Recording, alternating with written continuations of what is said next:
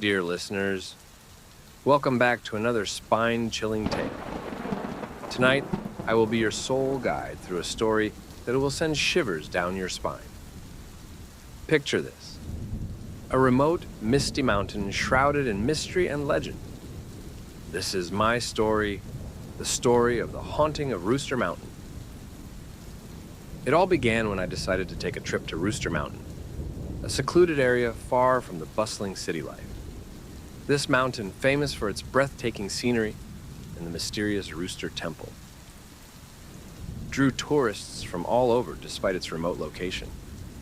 The temple was known for its miraculous rain during droughts and the prosperity it brought to the local villagers. But what truly caught my attention were the whispered tales of inexplicable, spine-chilling occurrences. Accompanying me was my good friend Sarah. As we arrived, the fresh mountain air was invigorating. "Ah, the air is so fresh here. I love it," Sarah exclaimed as we walked toward the ticket booth. "Do you like it here?" I asked, lifting her spirits even higher. "Yes, I love it.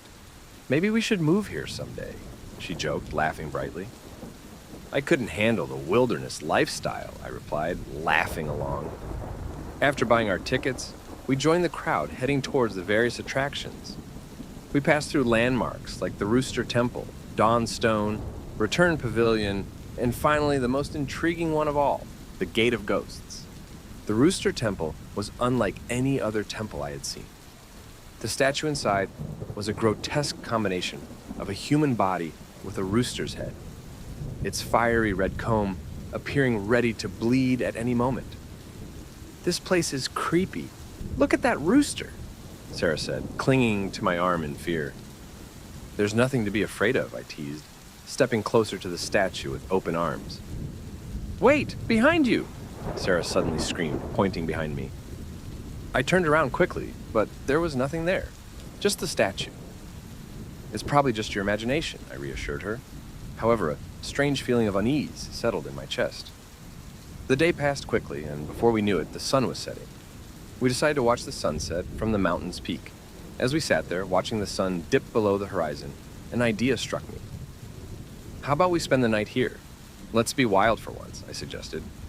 "Okay," Sarah agreed, leaning into me with a contented sigh. As the moon rose, we realized we were the only ones left on the mountain. We had no choice but to find shelter. "Remember the temple?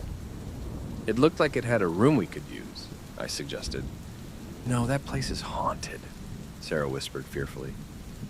"Come on, there's no such thing as ghosts," I laughed, trying to hide my own unease. Reluctantly, Sarah followed me back to the Rooster Temple. We found a small storage room filled with incense and offerings. It was cramped, but it would have to do. Exhausted, we fell asleep quickly. Around midnight, I woke to the sound of dripping water. I noticed Sarah was no longer beside me. I got up and walked towards the main hall, where I found her kneeling before the statue, muttering, I was wrong. "What are you doing, Sarah?" I called out, but she didn't respond. She urged me to kneel and pray with her. Reluctantly, I did. Suddenly, I felt a force, pressing my head down hard. My forehead hit the ground with a painful thud. Blood trickled down my face, and I heard Sarah's voice, but it sounded different, almost menacing. I struggled to get up, but the grip on my neck was like a vice. I managed to push myself up and turn around, only to see a grotesque figure. A man with a decayed, bloated face staring at me with hollow eyes. Panicking, I kicked him and ran out of the temple. I ran until I found a small cave on the mountain's peak. I hid there, my heart pounding, eyes fixed on the entrance. I stayed awake all night, too terrified to close my eyes. As dawn broke, I gathered my courage and returned to the temple. Inside the storage room, I found Sarah lying motionless. Her face was pale, and she was no longer breathing. I buried her at the mountain's peak, where we had shared that happy moment together. Every year, I returned to her grave to pay my respects, haunted by the guilt and the memory of that night. Years passed, but the memory of that night never left me. Each visit to the mountain was a painful reminder of my loss and the terror we experienced. The locals continued to tell stories of the haunted temple, and some even claimed to have seen Sarah's ghost wandering the grounds. I spoke to many locals who had their own stories to share.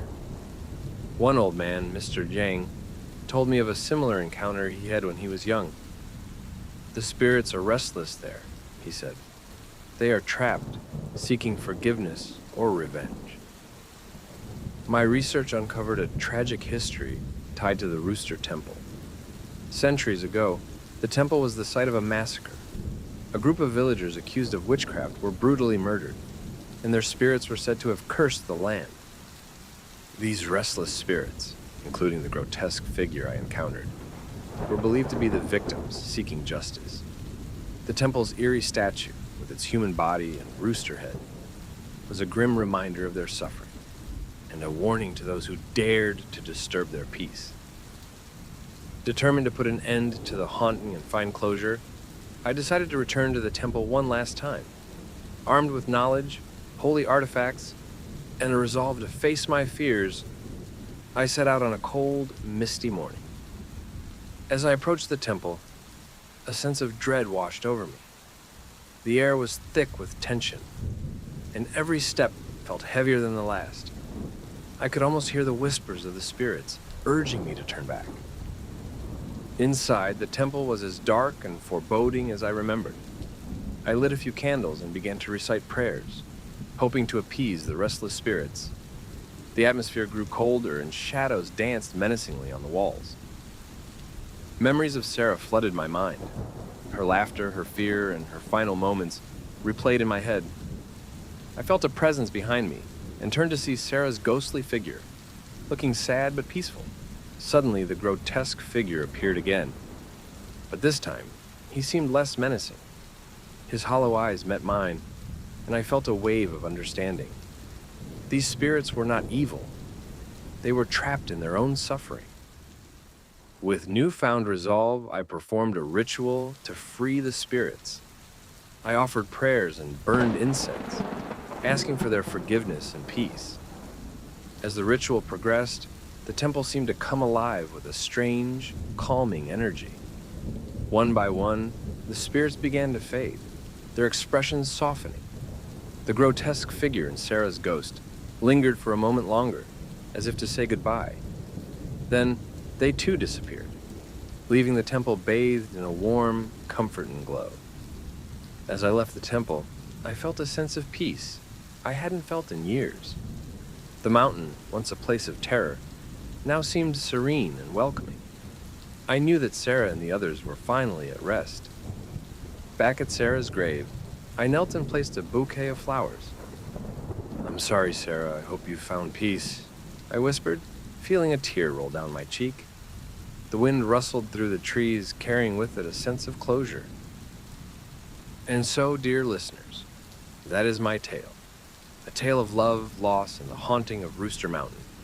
Remember, some places hold secrets far darker than we can ever imagine.